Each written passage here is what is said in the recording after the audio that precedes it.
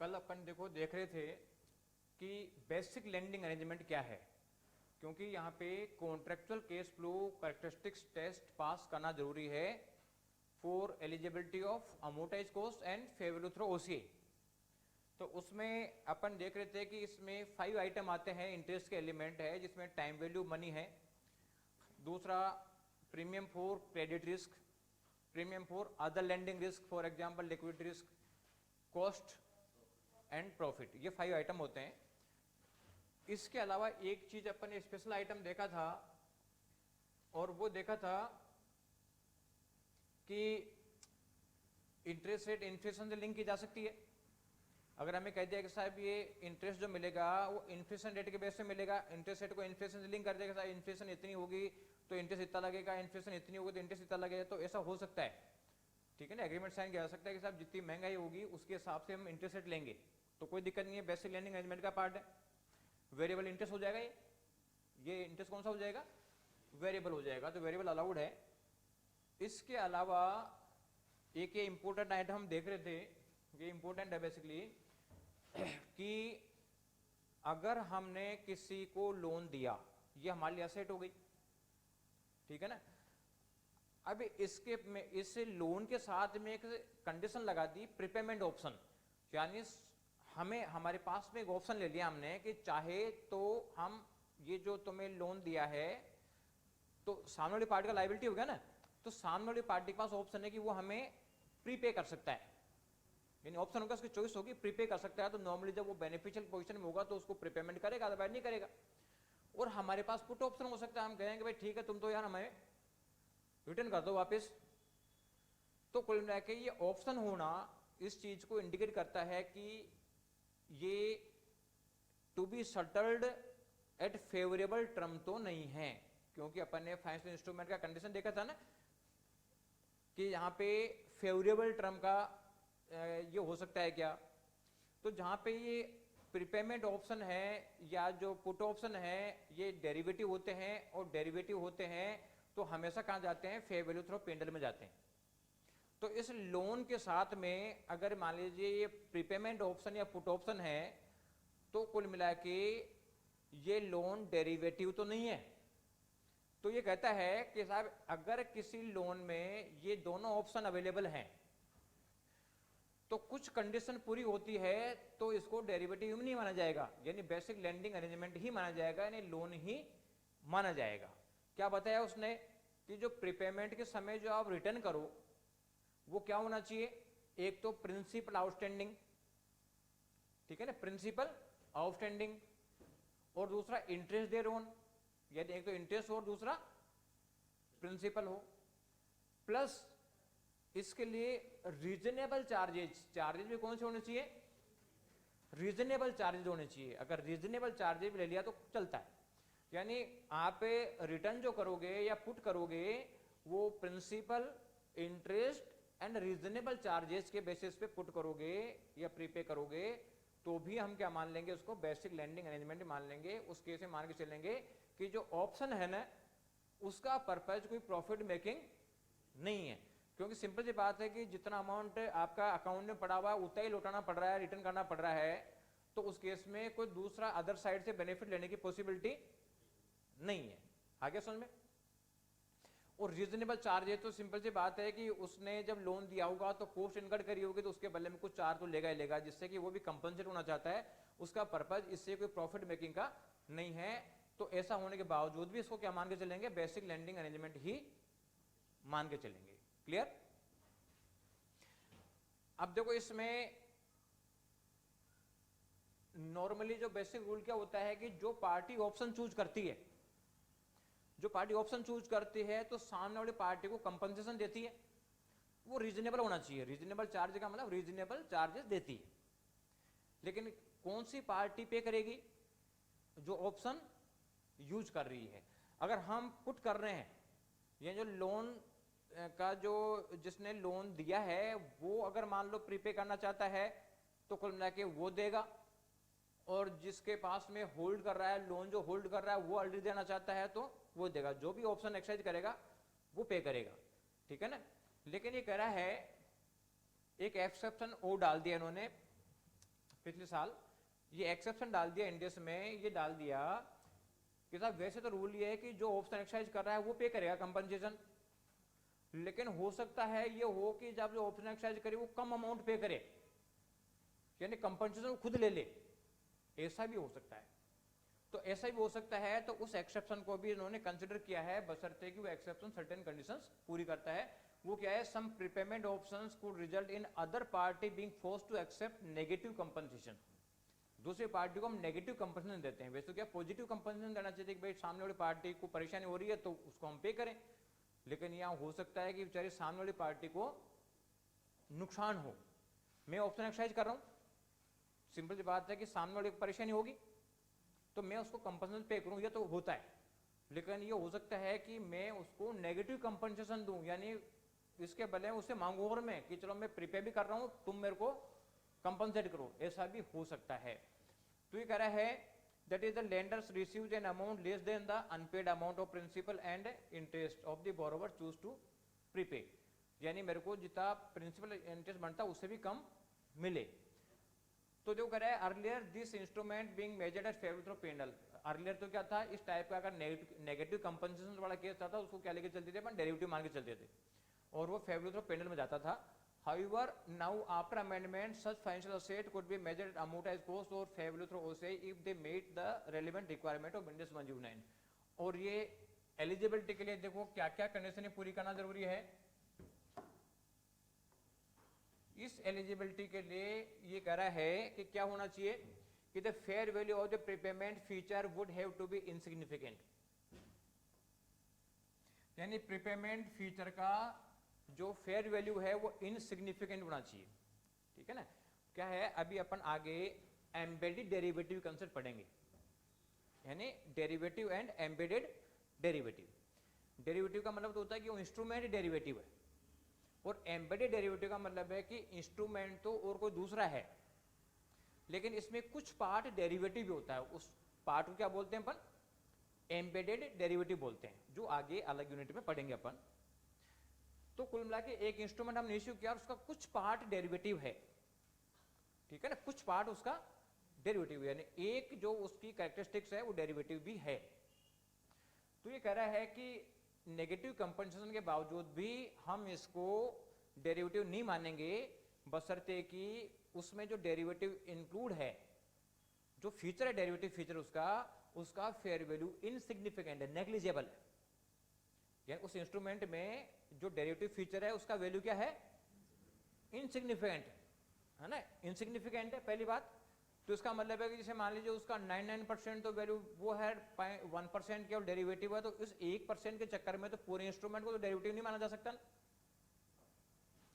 ठीक है ना, उसकी वजह से डेरिवेटिव नहीं माना जा सकता, क्योंकि सिग्निफिकेंट पार्ट तो क्या है उसका, नॉन डेरिवेटिव, कुछ पोर्शन है इनसिग्निफिकेंट वो डेरिवेटिव है, तो पूरे इंस्ट्रूमेंट को जो है वो नहीं मानना चाहिए। दूसरा कह रहा है if this is impracticable to assess based on the fact and circumstances that existed on initial balance sheet date of the then the exception would not be available। अब जैसे मान लीजिए if this is impracticable to assess, यानी जो ये value कितना है इसका असेसमेंट इनप्रैक्टिकेबल है, यानी इसका कैलकुलेशन अपन करने की पोजीशन में नहीं है, भाई उसका वैल्यू कितना है ये अगर पता चल जाए किस तरीके से, तो भाई देखेंगे सिग्निफिकेंट है कि इनसिग्निफिकेंट है। तो सिग्निफिकेंट वैल्यू होगा जो तो पूरा डेरिवेटिव मान लेंगे, और इनसिग्निफिकेंट होगा तो हम कंडीशन मान लेंगे। लेकिन अगर मान लीजिए हम उस वैल्यू को एसेस करने की पोजीशन में नहीं है, वो कैलकुलेट करना इम्प्रैक्टिकेबल है, तो ऐसे केस में इस एक्सेप्शन का बेनिफिट नहीं मिलेगा। तो also final asset prepayable at current fair value would be, तो यहां तक तो देखो एक्सेप्शन तो ये हो गया बेसिकली, ठीक है।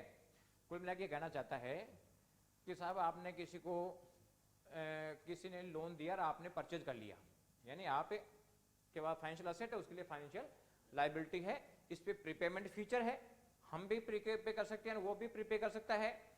तो प्रीपेमेंट फीचर में अगर principal interest and reasonable charges लिया जाता है तो जो पार्टी ऑप्शन एक्सरसाइज कर रही है सामने वाली पार्टी को देती है, तो इसका मतलब है कि फिर भी वो मतलब जो है बेसिक लेंडिंग अरेंजमेंट का पार्ट है। क्लियर? लेकिन ये कंपनसेशन नेगेटिव भी हो सकता है, जो ऑप्शन एक्सरसाइज कर रही है और उल्टा ये और करी कि भाई तुम एडवर्स रहो। तो एडवर्स कंपनसेशन वाला जो कंसेप्ट है ये कहता है कि तो भी हम इसको बेसिक लेंडिंग अरेंजमेंट मान लेंगे, बशर्ते कि इसमें जो डेरिवेटिव वाला पार्ट है उसका वैल्यू इनसिग्निफिकेंट हो, और अगर उसका वैल्यू पता करने के लिए प्रैक्टिकेबिलिटी नहीं है तो सिंपल सी बात है कि फिर तो पूरे इंस्ट्रूमेंट को क्या मानना पड़ेगा, डेरिवेटिव मानना पड़ेगा। ये कहना चाहता है, तो इसको ढंग से थोड़ा सा देख के रखना। और also find the asset prepayable at current fair value would be measured favour through P&L। इसके अलावा जैसे मान लो प्रीपेमेंट कर रहे हो आप, और प्रीपेमेंट में कह रहे हो कि साहब हम प्रीपेमेंट प्रिंसिपल प्लस इंटरेस्ट नहीं करेंगे, हम प्रीपेमेंट काहेगा करेंगे, प्रीपेमेंट के समय जो फेयर वैल्यू चल रहा है उस असेट का उतने पे प्रीपेमेंट करेंगे। अगर ये बात कर रहा है तो इसका मतलब है कि फिर बेसिक लेंडिंग अरेंजमेंट का पार्ट नहीं है। ठीक है, कुल मिला के देखो, अब दोबारा समरी बता दो एक बार में कि अगर कोई लोन इंस्ट्रूमेंट है उस पे प्रीपेमेंट या पुट फीचर है तो वो बेसिक लेंडिंग अरेंजमेंट ही माना जाएगा, यानी फाइनेंशियल एसेट या फाइनेंशियल लायबिलिटी माना जाएगा, बशर्ते कि प्रीपेमेंट में क्या मिले, principal outstanding, principal outstanding plus interest plus reasonable charges मिल जाए। क्लियर? बेसिक कीजिए। अभी कह रहा है कि साहब ये चार्जेस नेगेटिव भी हो सकते हैं, जो बेचारा एक तरफ तो गलती कर रहा है और दूसरा उसके गले और पड़ रहा है ना। नेगेटिव चार्जेस वाला कंसेप्ट है, तो कह रहा है कि नेगेटिव चार्जेस वाले कंसेप्ट को भी अपन बेसिक लेंडिंग अरेंजमेंट मान लेंगे, बशर्ते कि उसमें जो डेरिवेटिव फीचर है उस डेरिवेटिव फीचर का वैल्यू इनसिग्निफिकेंट होना चाहिए, है ना। तो इसका आप कैलकुलेट कर सकते हो आप, जब तो पता चलेगा इनसिग्निफिकेंट है, तो उसमें सिग्निफिकेंट हुआ तो भी बेसिक लेंडिंग अरेंजमेंट नहीं है, इनसिग्निफिकेंट हुआ तो है। लेकिन अगर वैल्यू पता नहीं कर सकते तो फिर बेसिक लेंडिंग अरेंजमेंट भी नहीं मान सकते। ठीक है ना। और एक अगला पॉइंट कह रहा है कि प्रीपेमेंट अगर प्रिंसिपल और इंटरेस्ट और रीजनेबल कंपनसेशन के बजाय अगर फेयर वैल्यू पे रिपेमेंट कंसेप्ट है तो भी इसको बेसिक लेंडिंग अरेंजमेंट नहीं मान के चलेंगे। क्लियर? कहीं का नेगेटिव चार्ज का मतलब है कि जैसे मान लीजिए मैंने बोरो कर रखा है, मैंने बोरो कर रखा किसी से, और मेरे को 10 लाख रुपए तो देना है प्रिंसिपल का, 1 लाख देना है इंटरेस्ट का, कितने हो गए 11 लाख।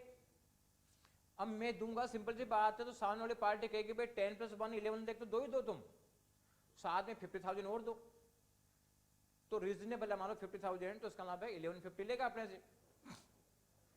अब अपन पे कर रहे हैं तो ये कस्टमर कहता है कि साहब देखो 10 लाख तो आपका इंटरेस्ट बनता है, प्रिंसिपल बनता है, 1 लाख इंटरेस्ट बनता है, कितना हो गया 11 लाख। मैं तो 11 लाख नहीं देकर 10,75,000 दूंगा, नहीं तो यहां से गायब हो रहा हूं। ठीक है ना, यानी चोरी और सीना चोरी। तो कुल मिला के यहां पे 25,000 का क्या हो गया, नेगेटिव कंपनसेशन। ठीक है ना, यहां 25,000 क्या हो गया, नेगेटिव कंपनसेशन। तो ये ऐसा होने के बावजूद भी अपन इसको बेसिक लेंडिंग अरेंजमेंट मान लेंगे, बशर्ते कि इसमें जो ये आपका फीचर था, जो प्रीपेमेंट फीचर है, ये फीचर अपने आप में एम्बेडेड डेरिवेटिव है, यानी ये डेरिवेटिव इसका वैल्यू इनसिग्निफिकेंट हुआ और पता कर सकते हो, और इनसिग्निफिकेंट है तो भी बेसिक लेंडिंग अरेंजमेंट मान लेंगे इस एग्रीमेंट के बावजूद भी। क्लियर? और अगर मान लीजिए ऐसा है और ये जो fair value of embedded derivative है ये सिग्निफिकेंट है, तो हम बोलेंगे कि यार इसमें डेरिवेटिव पोर्शन ज्यादा है, सिग्निफिकेंट पोर्शन क्या है, डेरिवेटिव है, इसलिए फिर क्या मान के चलेंगे, इंस्ट्रूमेंट को डेरिवेटिव मान के चलेंगे। और डेरिवेटिव को कहां लेके जाते हैं, फेयर वैल्यू थ्रू P&L में लेके जाते हैं।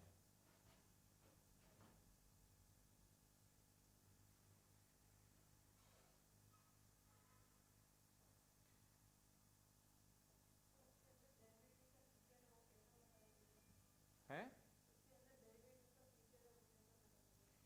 डेरिवेटिव का फीचर है तो वो टर्म्स बताएगा ना, भाई अगर एक लोन दिया तो सिंपल चीज है, 10 ईयर के लिए लोन दिया तो उस केस में 10 ईयर तक ही पेमेंट होना चाहिए, ना अर्ली और ना लेट।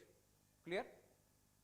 लेकिन अगर प्रीपेमेंट फीचर है तो प्रीपेमेंट फीचर का मतलब वो ऑप्शन है, चाहे तो पार्टी कर सकती है, तो जहां ऑप्शन मिल गया तो ऑप्शन अपने आप में क्या है, डेरिवेटिव है।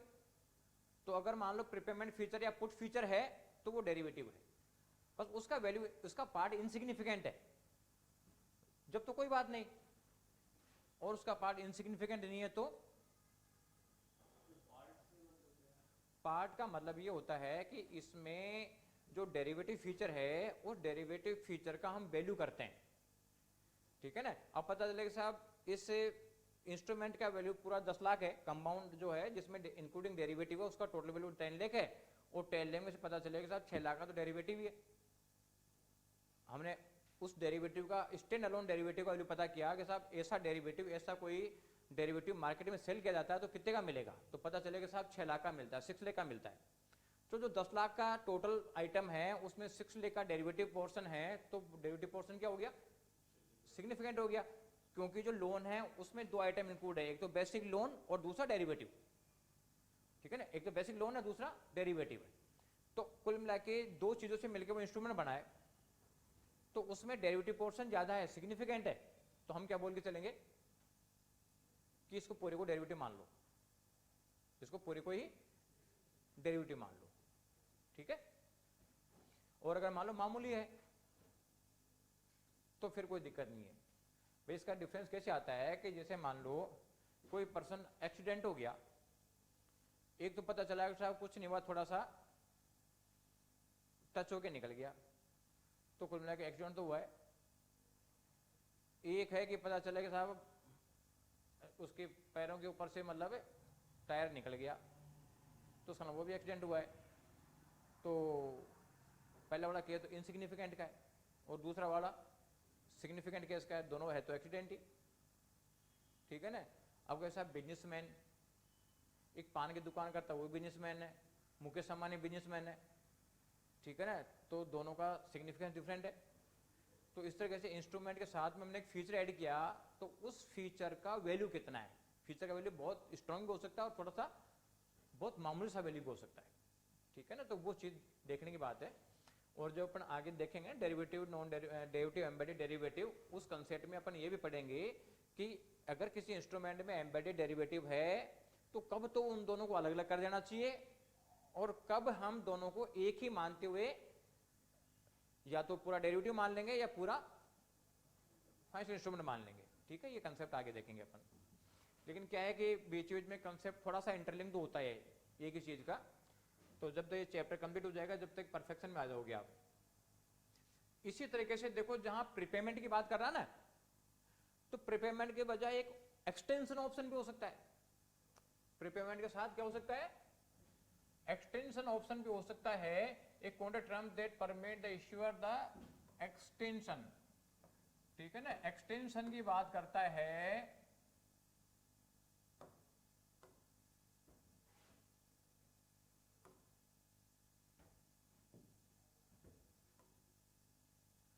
तो जो प्रीपेमेंट वाले कंसेप्ट है वही एक्सटेंशन पे अप्लाई होती है। जैसे लोन में प्रीपेमेंट या पुट का फीचर डाल दिया, उसके बजाय अपन एक्सटेंशन फीचर भी डाल सकते हैं कि या तो जिसने लोन लिया है वो एक्सटेंड करवा ले, या जिसने लोन दिया है वो एक्सटेंड करा ले। तो उसमें भी अगर वही principal, interest and reasonable compensation वाला केस है, तो इस फीचर के बावजूद भी इसको क्या माना जाएगा, बेसिक लेंडिंग अरेंजमेंट ही माना जाएगा, यानी लोन इंस्ट्रूमेंट ही माना जाएगा। तो कुल मिला के क्या हो गया, चाहे अर्ली हो चाहे लेट हो, अगर ये फीचर ऐड है उस फीचर में वही तीन चीज है, principal, interest and reasonable compensation, तो उसको क्या माना जाता है, इसको बेसिक लैंडिंग अरेंजमेंट माना जाता है, उसको लोन अरेंजमेंट ही मान के चलेंगे, यानी contractual cash flow characteristics test pass माना जाता है। अब देखो आगे हमें यहां थोड़ा सा और बता रखा है कि किस किस को अपन बेसिक लैंडिंग अरेंजमेंट नहीं मानते। यानी सोनली फॉर इंटरेस्ट एंड प्रिंसिपल किसको हम नहीं मानेंगे, ठीक है, किसको सोनली फॉर इंटरेस्ट एंड प्रिंसिपल नहीं मानेंगे। तो इसमें ये बता रखा है, अगर हमने कोई लोन दिया और लोन के साथ एक फीचर ऐड कर दिया कि सब ये करा है that is however contractual term that introduce exposure to risk or volatility in the contractual cash flow that is unrelated to a basic lending arrangement, यानी जो कैश फ्लो पेमेंट होना है वो बेसिक लैंडिंग अरेंजमेंट से consistent नहीं होगा अगर आपने कैश फ्लो को लिंक किस किस से कर दिया, change in equity price, change in equity price. मान लो कहता है कि साहब ऐसा है, इक्विटी प्राइस अभी हमारा 100 है, ठीक है ना, हमने आपको लोन इंस्ट्रूमेंट इश्यू किया है, इसका जब हम पेमेंट करेंगे तो हमारे इक्विटी प्राइस जितना परसेंट बढ़ जाएगा ना उतना ही परसेंट तुम्हें रिटर्न करेंगे, ठीक है ना। मान लो मैंने 10 लाख का लोन ले लिया और रिपेमेंट के लिए क्या बोल दिया कि कितना प्रिंसिपल पे करेंगे, कि मेरा इक्विटी प्राइस अगर 4 गुना हो गया तो मैं 4 गुना लौटाऊंगा, 2 टाइम्स हो गया तो 2 टाइम रिटर्न करूंगा। तो ये बताओ कि फिर इसको बोलते हैं क्या इंटरेस्ट में कहीं ऐसा होता है क्या? इंटरेस्ट में ऐसा नहीं होता ना। तो यानी अगर इक्विटी प्राइस से लिंक कर दिया, अगर इक्विटी प्राइस से लिंक कर दिया प्रिंसिपल रिपेमेंट को, तो उसमें बेसिक लैंडिंग अरेंजमेंट फीचर नहीं है, इसका मतलब ये कंडीशन पूरी नहीं मानी जाएगी। अगर कमोडिटी प्राइस से कर दिया, कमोडिटी प्राइस से कर दिया तो भी नहीं मान जाएगा, यानी कुल मिला के, और इन्फ्लेशन रेट से कर दिया तो माना जाएगा। अभी देखा था ना अपन ने, अगर इंटरेस्ट रेट को इन्फ्लेशन रेट से लिंक कर दिया जाए तो कोई दिक्कत नहीं है, बेसिक लैंडिंग अरेंजमेंट है। क्योंकि सिंपल सी बात है कि अगर महंगाई ज्यादा हो गई तो आप ज्यादा लोगे, कम होगी तो कम लोगे। तो लेकिन इक्विटी प्राइस से लिंक कर दिया नहीं मान जाएगा, कमोडिटी प्राइस से लिंक कर दिया बेसिक लैंडिंग अरेंजमेंट नहीं माना जाएगा। किसी डेटर की परफॉर्मेंस से लिंक कर दिया, डेटर परफॉर्मेंस से लिंक कर दिया कि साहब ये जो जिस कंपनी ने लोन लिया है कि हमारा प्रॉफिट ज्यादा होगा तो तुम्हें ज्यादा पे करेंगे, कम हुआ तो कम पे करेंगे। तो बेसिक लैंडिंग अरेंजमेंट में प्रॉफिट शेयरिंग मिलती है क्या? नहीं मिलती है ना। बेसिक लैंडिंग अरेंजमेंट में लोन लिया है, कहते हो साहब प्रॉफिट में शेयर दो, तो जस्टिफाई नहीं है ना, तो इसको बेसिक लैंडिंग अरेंजमेंट नहीं मान के चलते हैं। तो एक तो देखो बता दिया कि इन 3 चीजों से लिंक कर दिया अपन ने कॉन्ट्रैक्चुअल कैश फ्लो को, तो भी नहीं माना जाएगा। ये इक्विटी इंडेक्स हो गया चौथा आइटम। तो इक्विटी से लिंक करें चाहे इक्विटी इंडेक्स से लिंक करें, एक ही बात है। इक्विटी से लिंक करना या इक्विटी इंडेक्स से लिंक करना दोनों एक ही बात है। कमोडिटी से लिंक करना और कमोडिटी इंडेक्स से लिंक करना भी एक ही बात है, ठीक है ना भाई। एक कमोडिटी या कमोडिटी इंडेक्स होता है कि सर्टेन कमोडिटी का एवरेज है ना, तो एक इक्विटी शेयर प्राइस या इक्विटी शेयर प्राइस का एवरेज, तो उसको इंडेक्स बोलते हैं। तो इंडेक्स से भी कोई मतलब नहीं है। एक चीज हमें और बता रखा है, ये है लेवरेज पोजीशन। तो लेवरेज पोजीशन अगर है तो उसको भी अपन क्या मानते हैं, लेवरेज पोजीशन को भी बेसिक लैंडिंग अरेंजमेंट नहीं माना जाता। अब लेवरेज पोजीशन क्या है? लेवरेज इज ए लेवरेज तो देखो लेवरेज में क्या होता है basically, leverage is a contractual cash flow characteristics of some financial instrument, यानी कुछ में लेवरेज एक कैरेक्टरिस्टिक्स होती है that increase the variability of the contractual cash flow with the result that they do not have the economic characteristic of interest। जैसे ये अपना option, ठीक है ना, ऑप्शन फॉरवर्ड, ये सब क्या मान जाते हैं, डेरिवेटिव मान जाते हैं। तो डेरिवेटिव ऐसे होते हैं कि इससे जो बेनिफिट मिलता है ना वो मोर देन प्रोपोर्शन मिलता है, वो बेनिफिट मोर देन प्रोपोर्शन होता है। कैसे होता है? जैसे मान लीजिए अगर कोई शेयर का प्राइस है, यानी शेयर 1 लाख रुपए के हैं, कोई इंस्ट्रूमेंट 1 लाख रुपए का है, ठीक है। इस इंस्ट्रूमेंट का अपन फ्यूचर बाई कर सकते हैं। इस इंस्ट्रूमेंट का कितना बाई कर सकते हैं अपन? फ्यूचर बाई कर सकते हैं।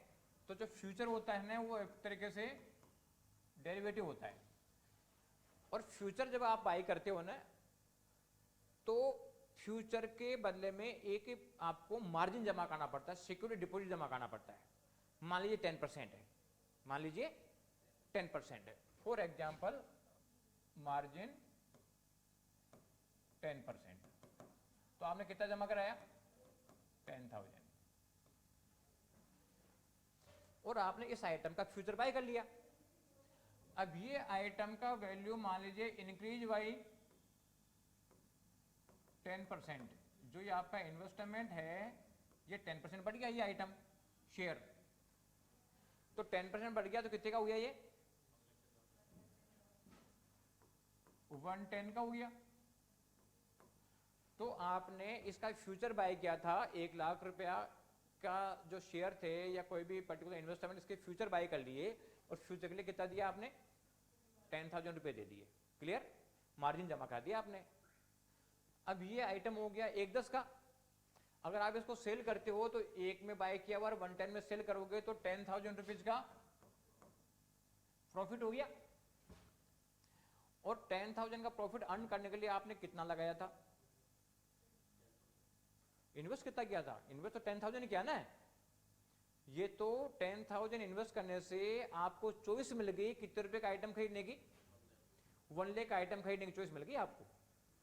अब इस 1 लाख का आइटम 110 का हो गया तो आप इस आइटम को बाय कर रखा था, ठीक है ना, और इसको 110 में सेल कर दोगे तो 10,000 का फायदा हो गया, 10,000 का बेनिफिट हो गया। अब 10,000 अर्न करने के लिए आपने 10,000 ही लगाया, तो कुल मिला के इस पोजीशन को लेवरेज पोजीशन बोलते हैं। लेवरेज पोजीशन का मतलब है कि आपको कितने रुपए की वेरिएबिलिटी का फायदा मिलेगा, 1 लाख रुपए की वेरिएबिलिटी का फायदा मिलेगा, 1 लाख रुपए के इन्वेस्टमेंट का फायदा मिलेगा, लेकिन एक्चुअल इन्वेस्टमेंट कितने करना पड़ेगा 10,000 का, यानी 10,000 का इन्वेस्टमेंट किया और बेनिफिट कितने के इन्वेस्टमेंट के बराबर हो गया, 1 लाख के इन्वेस्टमेंट के बराबर हो गया। तो ऐसी चीजों को क्या बोलते हैं, लेवरेज फीचर बोलते हैं। तो अगर किसी इंस्ट्रूमेंट में इस तरीके का फीचर दे रखा है तो वो लेवरेज फीचर है, इसका मतलब डेरिवेटिव है, उसको बेसिक लेंडिंग अरेंजमेंट नहीं मान के चलते। तो कुल मिला के देखो सबसे अच्छा धंधा है नहीं, सबसे अच्छा बिजनेस है, इससे अच्छा कोई बिजनेस हो सकता है क्या, 10,000 लगाओ और प्रॉफिट कितने के इन्वेस्टमेंट के बराबर मिलेगा आपको, 1 लाख के बराबर मिलेगा, क्लियर, यानी कितना बेनिफिट हुआ 100%। और ये 1 लाख करना पड़ जाता तो कितना फायदा होता 10%, ठीक है ना। तो बेसिकली 10% का फायदा होना चाहिए था, लेकिन फायदा कितने का हो रहा है 100 रुपए का फायदा हो रहा है, ठीक है ना। तो ये तो शेयर की बात हो गई। और मान लो ये चीज मिल जाए आपको कि कोई लोन इंस्ट्रूमेंट है, उस लोन इंस्ट्रूमेंट में आपको 1 लाख रुपए का इंस्ट्रूमेंट और 110 मिल जाएंगे, लेकिन लगाना कितना पड़ रहा है आपको 10,000। तो कुल मिला के इसको लोन इंस्ट्रूमेंट नहीं बोलेंगे, इसको क्या बोलेंगे, डेरिवेटिव बोलेंगे। ये तो मैं इक्विटी की बात कर रहा था, इक्विटी के बजाय डेब्ट भी हो सकता है कि मैंने जिस कंपनी ने मेरे को लोन इंस्ट्रूमेंट मैंने परचेज किया किसी का, वो कहता है कि साहब देखो ये 1 लाख का लोन है, 1 साल बाद रिपेमेंट में 10% में एक्स्ट्रा दूंगा, कितने का दूंगा 1 लाख के बजाय 1,10,000 दूंगा, क्लियर। लेकिन मेरे को देना कितना आज 10,000 दे दो। तो कुल मिला के इन्वेस्ट करना पड़ रहा है 10,000 और इंटरेस्ट का फायदा मिल रहा है कितने पे 1 लाख पे। तो हम बोलेंगे कि भैया ये बेसिक लेंडिंग अरेंजमेंट है ही नहीं, ये तो क्या है डेरिवेटिव है, क्लियर। तो कुल मिला के इससे अच्छा धंधा कोई हो सकता है क्या, नहीं हो सकता। लेकिन देखो इसका दूसरा साइड भी देखते हैं। मान लो ये शेयर है 1 लाख का, इसका वैल्यू 10% डाउन हो गया, इसका वैल्यू 10% डाउन हो गया तो कितने का रह जाएगा 9,000 का। अब आपने 1 लाख में बाय किया था, 90,000 में सेल करोगे तो लॉस कितने का हुआ 10,000 का। इन्वेस्टमेंट कितना किया था 10,000, यानी पूरा पैसा साफ, कुछ नहीं बचा। तो अगर ये मान लो इसके पॉजिटिव साइड ही होती है तो लोग ये क्यों इतना ये करने में मेहनत करनी पड़ती थी, मतलब इतने 15-16 घंटे पढ़ाई करते हैं, इतने सारे काम करते हैं, ठीक है ना, सारे ये काम करने लग जाते हैं कि चलो बढ़िया फायदा है, कोई दिक्कत नहीं, ठीक है ना। तो अगर किसी लोन आइटम में इस तरीके के फीचर दे रखे हैं तो इसका मतलब है कि उसको बेसिक लेंडिंग अरेंजमेंट नहीं मानते हैं, उसको लेवरेज फीचर बोलते हैं। लेवरेज का मतलब है कि जितना आपने इन्वेस्टमेंट किया उससे डिसप्रोपोर्शनेट इनकम या लॉस आपको होगा। भाई जितना इन्वेस्ट किया प्रोपोर्शनेट इनकम लॉस होना चाहिए ना, लेकिन क्या होगा ऐसे फीचर्स में, डिसप्रोपोर्शनेट। तो दैट इज लेवरेज फीचर। तो अगर किसी केस फ्लो में ऐसा लेवरेज फीचर है तो उसको बोलेंगे कि बेसिक लेंडिंग अरेंजमेंट नहीं है। इसके अलावा देखो stand alone option, forward, swap वगैरह ये सारे के सारे कॉन्ट्रैक्ट है, ये सब लेवरेज के एग्जांपल है, क्योंकि इसमें जितना हम इन्वेस्ट करते हैं उससे बजाय डिसप्रोपोर्शनेट इनकम मिलती है, चाहे पॉजिटिव हो चाहे नेगेटिव हो, इसलिए इसको बेसिक लेंडिंग अरेंजमेंट नहीं मानते। क्लियर? एक बता रहा ऐसा inverse floating interest rate. Inverse floating interest rate है, वैसे फ्लोटिंग इंटरेस्ट रेट होती है कि मार्केट में इंटरेस्ट रेट बढ़ जाए तो कुल मिला के आपको भी ज्यादा रेट मिल जाएगी और कम हो जाएगी तो आपको भी कम रेट लग जाएगी, ये तो चलता है ना। लेकिन पता चले कि लोन एग्रीमेंट में लिखा हुआ है कि साहब अभी आपकी 10% रेट है इंटरेस्ट रेट और मार्केट में इन्फ्लेशन में 10% है। अब ये कहता है कि मार्केट में अगर मान लीजिए इन्फ्लेशन रेट जो है या जो वेरिएबल इंटरेस्ट रेट है ये 12% हो जाएगी तो मैं तुम्हारे रेट 8% कर दूंगा, ये 15 हो गई तो मैं तुम्हारी 5% कर दूंगा, और ये मान लो 5 हो गई तो मैं तुम्हारी ये 10% कर दूंगा। तो बताओ ऐसा सही है क्या? सिंपल सी बात है, मार्केट इंटरेस्ट रेट इंक्रीज होती है तो आपके रेट हाई होने चाहिए, कम हुई तो रेट भी कम होनी चाहिए, लेकिन करेगा रिवर्स होगा साहब, जो अच्छा पड़ेगा उसको मार्क्स नहीं मिलेंगे, जो नहीं पड़ेगा उसको मिलेंगे। तो ये बेसिक पार्ट होता है क्या? ये बेसिक लेंडिंग अरेंजमेंट नहीं है, तो इसको भी हम क्या बोल के चलते हैं, ये भी डेरिवेटिव है। तो इस ऐसे लोन को भी अपन जो है वो कॉन्ट्रेक्चुअल कैश फ्लो कैरेक्टरिस्टिक्स पास नहीं मानते। क्लियर? आगे समझ में? तो कुल मिला के देखो अपन बेसिक लेंडिंग अरेंजमेंट की यहां तक बात करें तो बेसिक लेंडिंग अरेंजमेंट में अपन स्टार्ट से थोड़ा सा देख लेते हैं क्योंकि ये थोड़ा सा जरूरी है।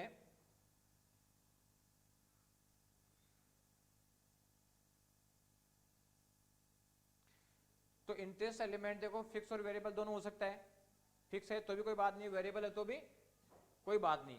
और ये बेसिक लेंडिंग अरेंजमेंट हुआ चाहे लीगल फॉर्म में कुछ भी हो, कोई फर्क नहीं पड़ता, लीगल में प्रेफरेंस शेयर है चाहे इक्विटी शेयर का नाम दे दे, लेकिन इक्विटी शेयर का मतलब है कि इक्विटी शेयर की कंडीशन पूरी करा तो इक्विटी है, अदरवाइज इक्विटी नहीं कहलाएगा। या प्रेफरेंस शेयर है तो इक्विटी कंडीशन पूरी करा तो इक्विटी, फाइनेंशियल लायबिलिटी कंडीशन पूरे करा तो फाइनेंशियल लायबिलिटी। और बेसिक लेंडिंग अरेंजमेंट में 5 आइटम आते हैं, मैंने बताया था आपको, टाइम वैल्यू मनी है, क्रेडिट रिस्क है, अदर लेंडिंग रिस्क है, कॉस्ट एंड प्रॉफिट है।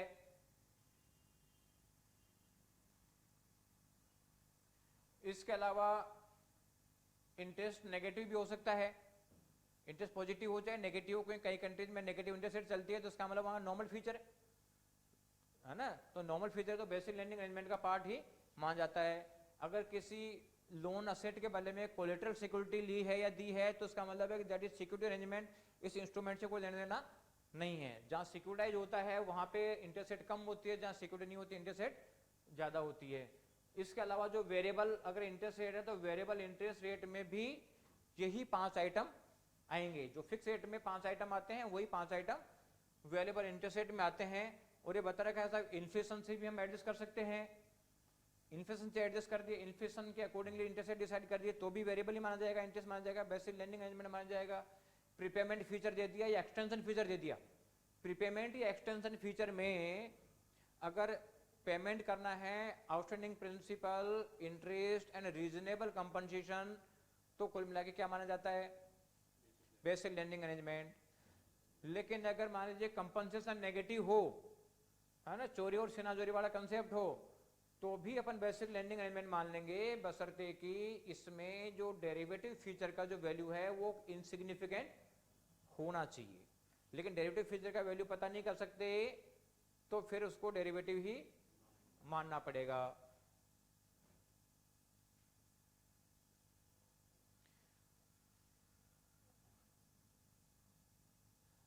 अब ये जो है ये सोलली इंटरेस्ट प्रिंसिपल किसको नहीं माना जाएगा, ये भी आइटम अपने को देखना है।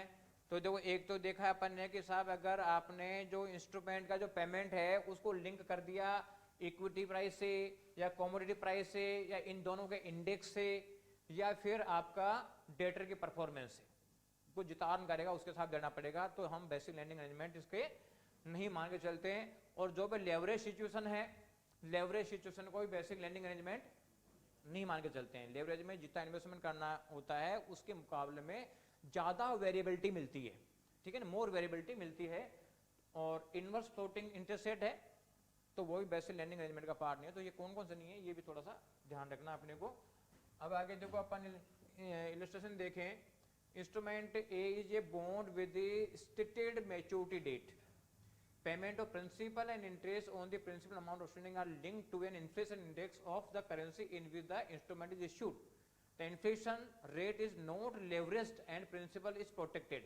Not leveraged, not leveraged का मतलब ये हो गया कि इसमें आपको प्रोपोर्शनल इनकम मिलेगी, डिसप्रोपोर्शनल इनकम नहीं मिलेगी, यानी ये इसमें कोई ये डेरिवेटिव फीचर नहीं है कुल मिला के। नॉट लेवरेज का मतलब डेरिवेटिव फीचर नहीं है। तो evaluate the contract cash flow characteristics बिल्कुल हो रहा है, क्योंकि अनलेवरेज्ड अगर इन्फ्लेशन इंडेक्स से हमने लिंक कर दिया तो रियल इंटरेस्ट रेट आ जाएगी, और रियल इंटरेस्ट रेट तो जो बेसिक लेंडिंग अरेंजमेंट का एक फीचर होता है। तो कुल मिला के ये बेसिक लेंडिंग अरेंजमेंट ही है, ठीक है, कोई दिक्कत नहीं है। आगे दे रखा है 8th एग्जांपल कि instrument F is a bond that is convertible into a fix number of equity instrument of the issuer. Bond है और fix number of equity instrument में कन्वर्ट होना है। Analyse the nature of the cash flow, तो ये बताओ कि equity है मतलब फाइनेंशियल असेट है या फाइनेंशियल लायबिलिटी है। देखो फिक्स हो गया ना, ये जो आपका जो बॉन्ड इशू किया मान लो 10 लाख का, ये आपने 10 लाख का बॉन्ड इशू किया और ये बदले में कहता है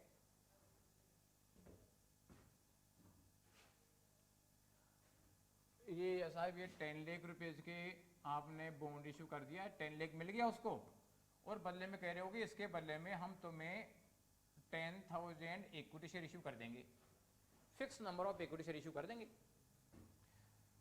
तो बताओ इस केस में इक्विटी का वैल्यू चेंज हो रहा है, उसका प्रॉफिट लॉस किसको होगा, उस इंस्ट्रूमेंट होल्डर यानी बॉन्ड होल्डर को होगा या कंपनी को होगा, बॉन्ड होल्डर को होगा। तो वो bond holder equity price change का बेनिफिट बॉन्ड होल्डर को मिल रहा है, यानी वास्तव में वो बॉन्ड होल्डर नहीं है, वो कौन सा होल्डर है, इक्विटी होल्डर है, क्योंकि फिक्स के बदले में फिक्स अमाउंट ऑफ पीसी के बदले में फिक्स नंबर ऑफ शेयर है, तो वो क्या कहलाता है, वो इक्विटी इंस्ट्रूमेंट कहलाता है। भाई इसके हिसाब से देखें ना, तो जैसे मान लीजिए 10,000 मिलना है, तो आज अगर मान लीजिए इक्विटी का प्राइस 100 रुपये हो गया है, कितना है आज इक्विटी का प्राइस 100 रुपया है, और हम आज 10,000 देने की बात करें तो उसको 10 लाख रुपया मिल जाएगा। और मान लो रिपेमेंट के समय इक्विटी का प्राइस 200 हो गया, तो हम 10,000 शेयर देंगे, लेकिन 200 के रेट के देंगे तो 10 लाख के बजाय कितना पेमेंट करना पड़ेगा, 20 लाख। यानी इक्विटी प्राइस बढ़ने का बेनिफिट सामने वाली पार्टी को हो गया। इसका मतलब है कि इंस्ट्रूमेंट हमारा इक्विटी इंस्ट्रूमेंट ही था जब तो उसका बेनिफिट मिला, अदरवाइज बेनिफिट कैसे मिलता। अगर उसको बॉन्ड दिया फायदा इक्विटी का मिल रहा है तो वास्तव में उसको हम इक्विटी में ही क्लासिफाई करके चलते हैं। तो ये अपन ने देखा हुआ कंसेप्ट था, वही कंसेप्ट यहाँ पे ये चीज दे रखी है। तो देखो अरेंजमेंट क्या है, इक्विटी है। मतलब 9th इलस्ट्रेशन जो है वो कह रहा है कि instrument H is a perpetual instrument but the issuer may call the instrument 18 point and pay the holder the par amount plus accrued interest due, है ना। जो भी पार अमाउंट है, जो भी इसका प्रिंसिपल है वो प्लस इंटरेस्ट अमाउंट ड्यू। और instrument H pays a market interest rate but payment of interest can not made unless the issuer is able to remain solvent immediately afterward. Deferred interest does not accrue additional interest analyse the nature of the cash flow. अब देखो यहाँ पे है basically देखी जाए तो चलो ऊपर के हिसाब से तो क्या है, ये बेसिक लेंडिंग अरेंजमेंट का पार्ट आ रहा है, लेकिन नीचे गड़बड़ कर दी इसने। ये कह रहा है कि instrument H pay a market interest rate but payment of interest can not be made unless the issuer is able to remain solvent immediately afterward. ये कह रहा है कि पेमेंट जब भी मिलेगा जब उसके बाद पैसे होंगे। तो बताओ बेसिक लेंडिंग अरेंजमेंट में ऐसा होता है क्या भाई? जिसके बाद पैसा नहीं होगा तो बताओ कैसे आता है, वो तो नहीं आता, वो तो गायब हो जाता है ना। विजय माल्या गायब हो गया ना, तो फिर क्या दिक्कत है, तो जनरल फीचर है। लेकिन इससे हमारा राइट खत्म नहीं हो जाता है ना, राइट खत्म नहीं हो जाता। अगर मान लो किसी के पास, बोरोवर के पास में पैसा नहीं है और उसका पैसा नहीं होने पर राइट खत्म हो जाता है, पेमेंट करने का ऑब्लिगेशन खत्म हो जाता है, तो इसका मतलब है कि बेसिक लैंडिंग अरेंजमेंट का पार्ट नहीं माना जाएगा। हमारा राइट तो बनाना ना चाहिए, चाहे वो दे पाए चाहे नहीं दे पाए, हमारा राइट मेंटेन होना चाहिए। जब तो बेसिक लैंडिंग अरेंजमेंट माना जाएगा और उसके पास नहीं हुआ और कह देंगे साहब चलो कोई बात नहीं यार, नहीं है तो तेरा ऑब्लिगेशन बनता ही नहीं है, तो फिर उसको बेसिक लैंडिंग अरेंजमेंट नहीं मान सकते। तो कॉन्ट्रेक्चुअल कैश फ्लो कैरेक्टरिस्टिक्स पास नहीं कर रहा तो कहां जाएगा, फेवलुथ्रो पेंडल में जाएगा वो। क्लियर? तो इसका मतलब है, और ये कह रहा है कि चलो फिर भी मान लेते हैं कि चलो पैसा नहीं है तो पैसा होगा जब दूंगा, लेकिन ये कह रखा है कि साहब पैसा नहीं होगा तो लायबिलिटी खत्म और उसके बाद आगे के पीरियड का इंटरेस्ट देने की जरूरत भी नहीं पड़ती है। तो कुल मिला ऐसा होता है कि बेसिक लैंडिंग में भाई ठीक है कोई बात नहीं, तो एक्सटेंशन ले ले यार हमसे, पैसा नहीं है तो एक्सटेंशन ले ले, लेकिन उस टाइम का इंटरेस्ट तो देगा जब तो बेसिक लैंडिंग अरेंजमेंट माना जाएगा, अदरवाइज बेसिक लैंडिंग अरेंजमेंट नहीं माना जाएगा, क्योंकि इसमें उस पेमेंट तक का इंटरेस्ट नहीं मिल रहा हमारे को, आउटस्टैंडिंग अमाउंट का इंटरेस्ट नहीं मिल रहा। क्योंकि वहां क्या कर रहा है बेसिक लैंडिंग अरेंजमेंट में कि एक तो प्रिंसिपल मिले और आउटस्टैंडिंग इंटरेस्ट मिले, आउटस्टैंडिंग अमाउंट पे इंटरेस्ट मिले। तो यहाँ आउटस्टैंडिंग अमाउंट पे इंटरेस्ट मिल रहा क्या, नहीं मिल रहा ना, वो पेमेंट नहीं कर रहा, उसकी कैपेसिटी नहीं है, पेमेंट नहीं कर रहा, तो आगे का इंटरेस्ट भी नहीं दे रहा, तो बेसिक लैंडिंग अरेंजमेंट में कंडीशन पूरी नहीं हो रही है। तो ये हम इसको कॉन्ट्रेक्चुअल कैश फ्लो कैरेक्टरिस्टिक्स नहीं मान के चलेंगे। 10th इलस्ट्रेशन कर रहा है कि instrument D is loan with recourse and is secured by collateral, does the collateral aspect affect the nature of the contractual cash flow? भाई इसमें हमें क्या मिल रहा है, इसमें हमें मिल रहा है कोलेटरल सिक्योरिटी और मिल गई। अब लोन दिया, बैंक कोलेटरल सिक्योरिटी लेता है, सिंपल बात हो तो सेफ्टी के लिए लेता है, इससे केस फ्लो में कोई चेंज आने की संभावना है क्या, नहीं ना, नॉर्मल केस फ्लो में कोई चेंज नहीं आएगा। बस ये चीज है कि सिक्योर्ड लोन पे हम लो रेट ऑफ इंटरेस्ट डिसाइड कर लेंगे, अनसिक्योर्ड पे high rate of interest decide करेंगे, तो इससे कॉन्ट्रेक्चुअल केस फ्लो या लोन जो एलिमेंट है उसमें कोई फर्क नहीं पड़ेगा। Clear?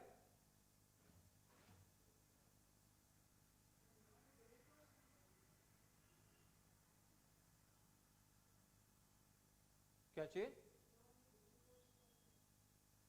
Instrument D is loan with recourse, recourse का मतलब गारंटी दे रखी किसी ने, रिकोर्स का मतलब है जैसे आपने वो पढ़ा होगा ना फैक्टर, रिकोर्स फैक्टिंग, नॉन रिकोर्स फैक्टिंग, तो रिकोर्स का मतलब गारंटी होता है।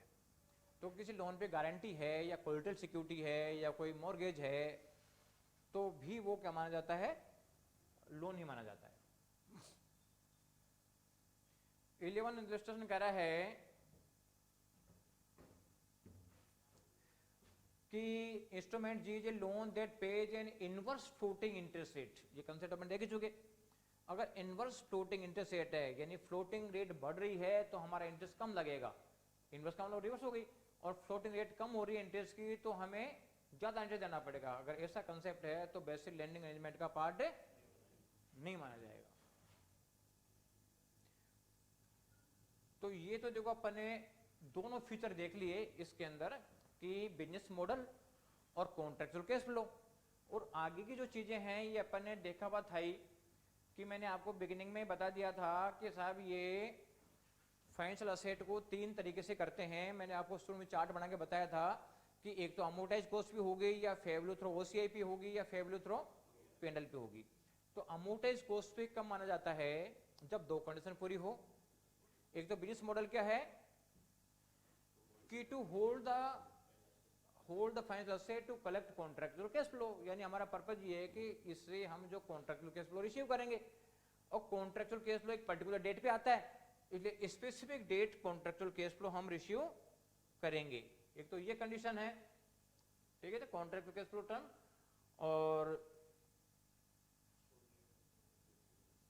और दूसरा है कि जो 2 कंडीशन थे ना इसमें, ये अमोर्टाइज कॉस्ट के 2 कंडीशन थी, तो उसमें financial asset are measured at amortise cost, ठीक है ना। अमोर्टाइज कॉस्ट की 2 कंडीशन थी ये अमोर्टाइज कॉस्ट, यानी किसी भी फाइनेंशियल असेट को अपन अमोर्टाइज कॉस्ट में जब बुक करेंगे,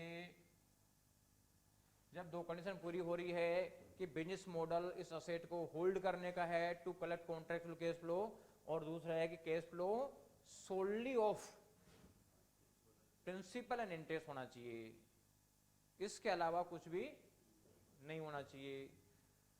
अगर वो कहता साहब ये आपको इंटरेस्ट से मिलेगा, प्रिंसिपल मिलेगा और हमें अच्छा बेनिफिट हुआ तो तुम्हें कुछ प्रॉफिट शेयरिंग भी दे देंगे, इसका मतलब बेसिक लैंडिंग अरेंजमेंट है क्या? नहीं है, क्योंकि सोनली फॉर का मतलब यही मिले, इसके अलावा कुछ नहीं मिले, ध्यान रखना। तो ये हो गया। अब इसके जो अगला कंडीशन है कि ओसीआई, ओसीआई की जो बात करता है तो ओसीआई के कंसेप्ट में, ओसीआई के अंदर पहली कंडीशन है बिजनेस मॉडल, उसमें असेट होल्ड करने का पर्पज क्या होना चाहिए? या तो कलेक्टिंग कॉन्ट्रैक्चुअल कैश फ्लो या फिर सेल, दोनों पर्पज होने चाहिए, या तो ये करेंगे या ये करेंगे, दोनों पर्पज हो। और नीचे वाला जो सेकंड कंडीशन है वो सेम है कि जो कैश फ्लो मिले कॉन्ट्रैक्चुअल, वो कौन सा मिलना चाहिए? सोनली ऑफ इंटरेस्ट एंड प्रिंसिपल। यानी यहाँ पे पहली कंडीशन में केवल होल्डिंग पर्पज के बजाय होल्डिंग और सेल दोनों पर्पज अपन डिसाइड कर दिया, तो क्या हो जाएगा ये?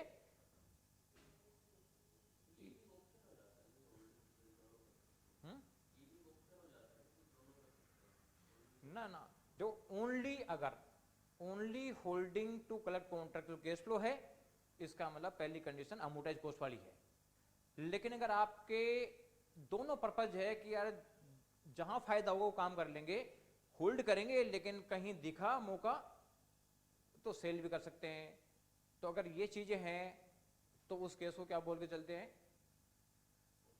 उसको यानी जो है वो फेवरेबल थ्रू ओसीआई वाली कंडीशन पूरी कर रहा है। और दूसरी कंडीशन इसमें वो इंटरेस्ट एंड प्रिंसिपल की है, सेम है।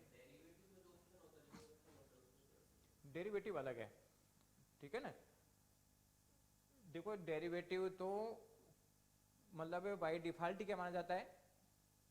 हेल्ड फॉर ट्रेडिंग माना जाता है। डेरिवेटिव तो हेल्ड फॉर ट्रेडिंग माना जाता है, तो वो तो फेवरेबल थ्रू पेनल में जाएगा जाएगा, उसका तो सोचना ही नहीं है। तो कुल मिला के हमें पहले दो चीज निकालनी है कि अमोर्टाइज कॉस्ट, ये दो कंडीशन पूरी करें, फेवरेबल थ्रू ओसीआई दो कंडीशन पूरी करें। पहली कंडीशन में होल्डिंग और सेल, पहला पर्पज क्या? होल्डिंग और सेल, और दूसरा है कि इंटरेस्ट एंड प्रिंसिपल मिले, ठीक है ना, तो ये फेवरेबल थ्रू ओसीआई में जाएगा। और तीसरा है कि साहब ये दोनों कैटेगरी में नहीं जाता है, या फिर हेल्ड फॉर ट्रेडिंग रखा हुआ है, तो फिर कहां जाएगा? Favourable through panel. ये तीन चीज अपन ने देख ली थी। इसके दो एक्सेप्शन और थे। दो एक्सेप्शन क्या थे? कि किसी कंपनी का इक्विटी इंस्ट्रूमेंट, वैसे तो क्या होता है? डेरिवेटिव होता है, वे तो फेवरेबल थ्रू पेनल होता है, डेरिवेटिव नहीं, फेवरेबल थ्रू पेनल होगा, क्योंकि contractual cash flow characteristic test pass नहीं करता, इसलिए कहां जाएगा? फेवरेबल थ्रू पेनल में। लेकिन उसको हम irrevocably fair value through OCI designate कर सकते हैं। उस कंपनी के इक्विटी इंस्ट्रूमेंट को irrevocably favourable through OCI designate कर सकते हैं, तो ऐसा डेजिग्नेट कर दिया तो फिर इसको हम फेवरेबल थ्रू ओसीआई पे ला सकते हैं। यानी एक एक्सेप्शन है, वो कहता है साहब एक कैटेगरी तो उसकी वहां की है, लेकिन हमने फिर भी इसको यहां मान लिया, तो कोई बात नहीं, मान लिया, ये अकाउंटिंग पॉलिसी के थ्रू चॉइस दे दी। और दूसरा एक बता रखा है कि किसी भी फाइनेंशियल इंस्ट्रूमेंट चाहे किसी भी अमोर्टाइज कॉस्ट पे जाए, फेवरेबल थ्रू ओसीआई पे जाए, इसको आप फेवरेबल थ्रू पेनल डेजिग्नेट कर सकते हो। काहे के लिए? अकाउंटिंग मिसमैच अवॉइड करने के लिए। तो ध्यान रखना, इक्विटी इंस्ट्रूमेंट को ओसीआई में लाने के लिए तो कोई कंडीशन नहीं है, लेकिन किसी भी दूसरे इंस्ट्रूमेंट को फेवरेबल थ्रू पेनल ले जाते हो तो वो कब लेके जाएंगे? जब अकाउंटिंग मिसमैच अवॉइड करना हो, जब बात है। तो यहां तक की कंडीशन है अपन, ये मैंने पहले बिगिनिंग में ये बताया था, ठीक है ना। तो यहां तक ये हो गया। अब कल से इसका मेजरमेंट देखेंगे, ठीक है ना। तो ये तो एक समझने की चीज थी कि भाई क्या है क्या नहीं है। क्वेश्चन तो मेजरमेंट के आते हैं एग्जाम में, तो प्रैक्टिकल क्वेश्चन सोल्व कराए जाते हैं इस क्वेश्चन चैप्टर के। अब वो अपने प्रैक्टिकल क्वेश्चन आएंगे, तो वो अब काम की चीज है बेसिकली, यानी वो एक कैटेगरी की है। यहाँ जो ये है इसमें तो अगर आपने बेसिक बेसिक रूल ध्यान रख लिए बाकी चीजों में, ठीक है ना, यानी इतनी डिटेल्ड के बजाय, जैसे मान लो ये आपने यहाँ तक इतने पन्ने पेजेस देख लिए इसके, इस चैप्टर नंबर 2 के, इसके बजाय इसको एक पेज मैंने समरी बनाई थी आपको, इतनी सी भी आप ध्यान रख लोगे ना तो काम चल जाएगा। इसके अलावा ये 2-4 एक्सेप्शन और ऐड कर लेना, उसमें तो 2 पेज की बन जाएगी, काम चल जाएगा। क्योंकि एग्जाम इस टाइप के क्वेश्चन एग्जाम में नहीं आते। लेकिन थोड़ा सा फिर क्या है कि अपने पास टाइम है तो एक बार माइंड में तो लगाएं क्या है क्या नहीं, समझना जरूरी है। एग्जाम के पर्पज से अब जो मेजरमेंट और जो कैलकुलेशन वाले क्वेश्चन है, एंट्रीज वाले क्वेश्चन है, बैलेंस शीट पेंडल में जो फिगर आएंगे वो काम के होंगे, तो वो अपन कल से देखेंगे उस कंसेप्ट को, ठीक है ना। अब यहां तक एक बार जो है यहां तक सोल्व कर लेना, ठीक है।